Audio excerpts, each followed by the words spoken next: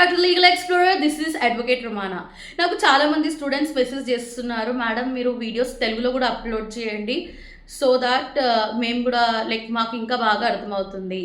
So before starting the topic, so ఈరోజు నేను doctrine of res gestae explain చేస్తాను. Before starting the doctrine of res gestae నేను మీకు ఒక ఇంపార్టెంట్ ఇన్ఫర్మేషన్ ఇవ్వాలనుకుంటున్నాను. రేపటి నుంచి, దట్ ఈస్ 20 సెప్టెంబర్ నుంచి మేము మా ఆన్లైన్ క్లాసెస్ స్టార్ట్ చేస్తున్నాము అసిస్టెంట్ పబ్లిక్ ప్రాసిక్యూటర్ ఎగ్జామ్కి. టైమింగ్స్ పొద్దున్న 6 నుంచి 8 గంటల దాకా. సో మీకు ఇష్టం ఉంటే మీరు జాయిన్ అవ్వచ్చు. ఫీజు చాలా తక్కువ ఉంది. ఫర్దర్ డీటెయిల్స్కి మీరు ఈ బిలో నెంబర్కి కాల్ చేయొచ్చు 9550010531.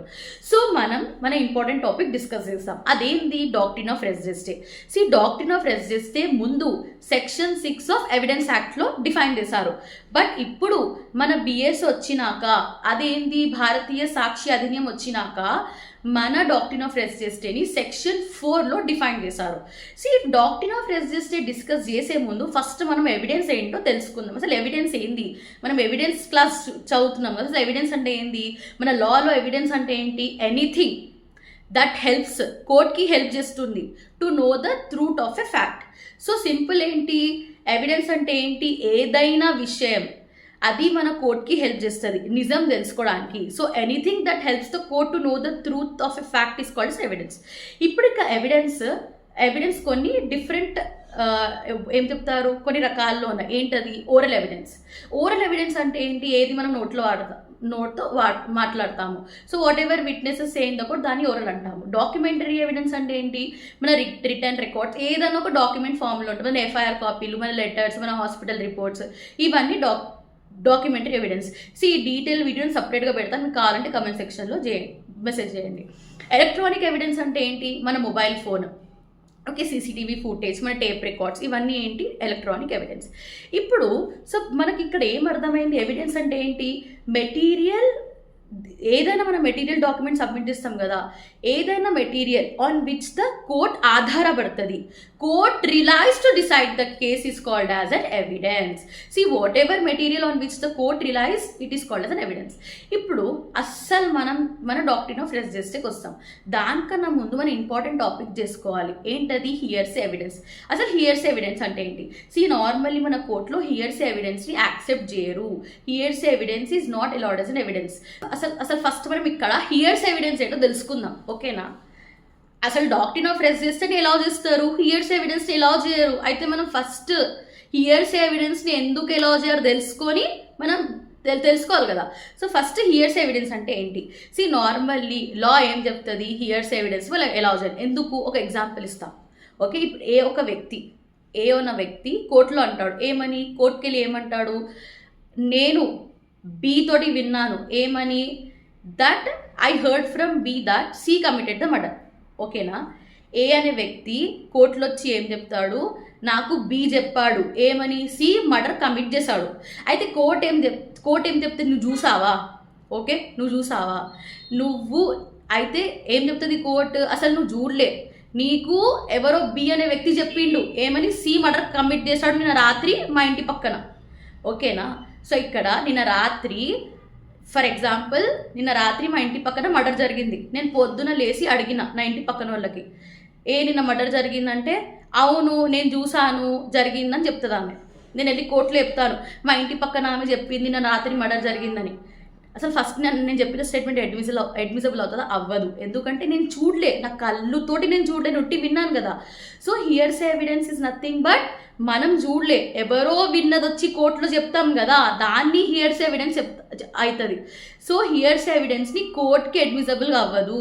Hearsay evidence is not acceptable in the court. మళ్ళీ డాక్ట్రిన్ ఆఫ్ రెస్ జెస్టే ఎట్లా ఎలా చేస్తారు? Doctrine of res gestae is an exception to hearsay evidence. ఇప్పుడు మీకు హియర్సే ఎవిడెన్స్ మీద క్లారిటీ వచ్చింది. ఇప్పుడు డాక్ట్రిన్ ఆఫ్ రెస్ జెస్టే ఏందో తెలుసుకుందాం. అయితే ఇక్కడ court will not accept such second hand information because it is unreliable and it can easily be false. అవునా? నాకు ఇప్పుడు పక్కన నాకు ఇన్ఫర్మేషన్ ఇచ్చారు, ఏమని? ఆ పలానా రాజు గారు చంపేసిండని. నాకు రాజు మీద పగ ఉంది, కోపం ఉంది, నేను ఇంకా పెట్టుకొని ఇంకా యాడ్ చేసి చెప్పిన. Okay, that's the reason it is not admissible. ఇప్పుడు ఇక్కడ మనం డాక్ట్రిన్ ఆఫ్ రెసిస్టెన్స్లో వెళ్దాం. ఓకే, డీటెయిల్ వీడియో హియర్స్ తర్వాత అప్లోడ్ చేస్తా. ఇప్పుడు డాక్ట్రిన్ ఆఫ్ రెసిస్టెన్స్ అంటే ఏంటి అసలు? ఈ రెసిస్ట్ ఒక లాటిన్ వర్డ్. దాని మీనింగ్ ఏంటి? Things done or part of the same transaction. దాన్ని డాక్ట్రిన్ ఆఫ్ రెసిస్ట్ అంటాము. రెసిస్ట్ అంటే ఏంటి? ఒక లాటిన్ వర్డ్ థింగ్స్ డన్ అంటాం. అసలు ఈ సెక్షన్ లేదా this allows some statements to be admissible. Remember, this section allows some statement to be admissible even though they look like hearsay. ఓకేనా? అయితే ఇక్కడ డాక్ట్రిన్ ఆఫ్ రెసిస్ట్ అంటే ఏంటి? ఒక స్టేట్మెంట్ ఉంది. If the statement made at the same time as an incident or immediately after it and it is directly connected with an incident then it is use to be evidence. అంటే ఏంటి ఇక్కడ? So doctrine of res gestae example ఇస్తాం, మీకు ఇంకా clarity వచ్చేస్తుంది. C for example, నేను పొద్దున కూరగాయల మార్కెట్కి వెళ్ళిన, కూరగాయలు కొనుక్కోవడానికి వెళ్తుంటే ఏమైంది? అక్కడ వెళ్తుంటే ఆల్ ఆఫ్ ఎ సడన్ నేను వెనకాల తిరిగితే ఒక వ్యక్తి అరుస్తున్నాడు, రమేష్ నన్ను చంపేసిండు, రమేష్ నన్ను పొడిచేసిండు అని. ఓకే, ఒక వ్యక్తి అరుస్తున్నాడు, రమేష్ నన్ను పొడిచేసిండని. అయితే అప్పుడే పోలీసులు వచ్చిండ్రు.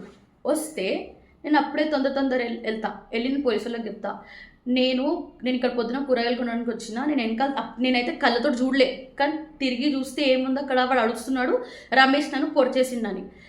ఇదేంటి? Doctrine of resist. ఎందుకంటే అప్పుడే మర్డర్ జరిగింది, అదే టైంలో పోలీసులు వచ్చి అప్పుడే ఇన్ఫర్మేషన్ ఇచ్చిన.